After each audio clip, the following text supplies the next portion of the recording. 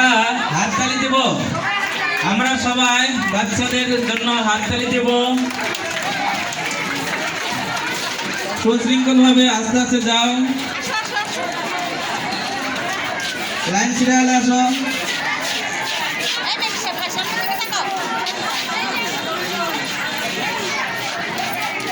ওইখানে লাইন থেকে বাইরে করে যান সবাই। একবারে লাইন দিয়ে তোমরা বেরিয়ে যাবা। যাওয়ার পরে আবার আগের জায়গায় তোমরা বসে পড়বা।